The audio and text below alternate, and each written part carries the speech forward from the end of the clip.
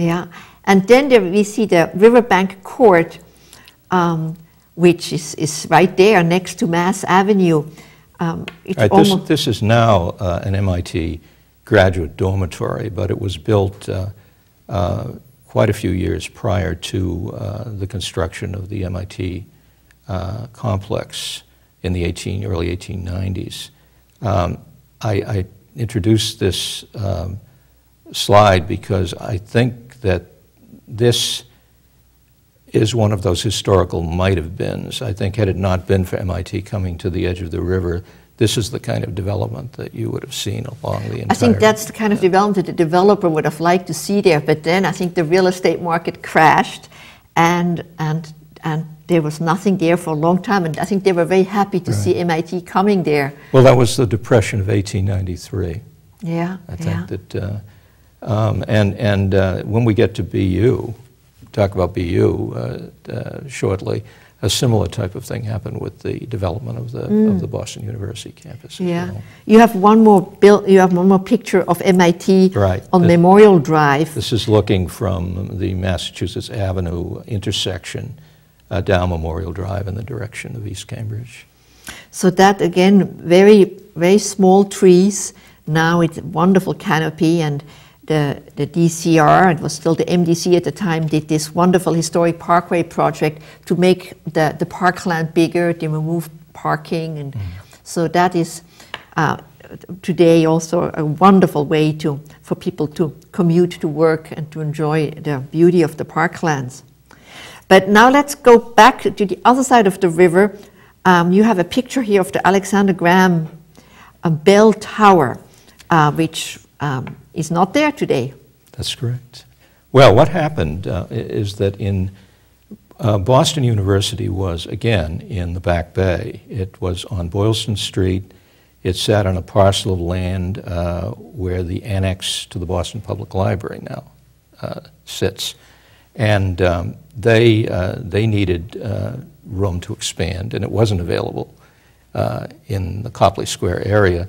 So in 1920, they bought 15 acres on the edge of the Charles. But, and they, I would imagine, set about raising money for the construction of this new complex. But the Depression of 1929 intervened. And then when they were laying out their plans for the complex, they projected the construction behind what is now Marsh Chapel of a huge bell tower that was to be named after Alexander Graham Bell, who had been on the faculty at Boston University. And you mentioned something interesting, that they didn't really see the river as their front. They turned their back towards the river. I don't know if the original plan was to build the Boston University complex facing Commonwealth Avenue. That may have come about as a result of the land taking. That's something that I probably need to research at some point. When Storrow Drive was put there, well, which really cut them off from the river. The state took a good chunk of land from that 15 acres for the construction of Storrow Drive and basically undercut the possibility of building this tower, which was really quite unfortunate. That would be quite a landmark on the river had it been built. So, we have a picture here of the BU front as it is today with the Marsh Chapel, which is elegant, and well, we're looking at the back of the BU buildings at this point, and they don't present nearly as attractive a face to the river as the other two universities do, which is unfortunate. Well, and you also have highways on both, major roadways on both sides, Commonwealth Avenue on the north side and, of course, Storrow Drive on the south side. A few weeks ago, we had a program looking at the BU plan of creating an 8-acre common on the river, then putting the cars underneath the ground. So there are still big visions, and if you miss that show, you can find it on YouTube. But we're now adding another little chapter to the Charles River, and that is swimming in the Charles River. You have some pictures of Magazine Beach here. Well, you know, I gave the chapter of my book dealing with the last stages in the history of the river the same name that Max Hall gave to his book on the Charles River, the People's River. Yeah, a wonderful name. And it was, to a certain degree, always the People's River, even when the river was still heavily industrialized.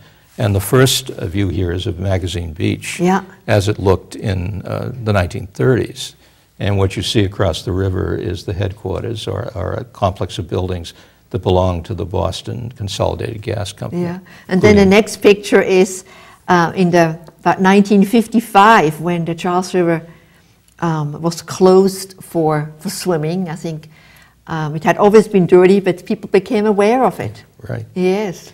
This is the closing of a little beach is pictured here that was actually adjacent to Charles River Speedway, called Speedway Beach. Oh, yeah. Well, you have been watching the Charles River Conservancy Parkland show, and I want to thank you, Bill Marchione, for coming tonight, giving us a wonderful piece of history. So I hope our viewers will get your books. They will go to YouTube and listen more in more quiet moments. Thank you for do that having again. Me, Renata. Thank you very much. And good night, and enjoy your Parklands.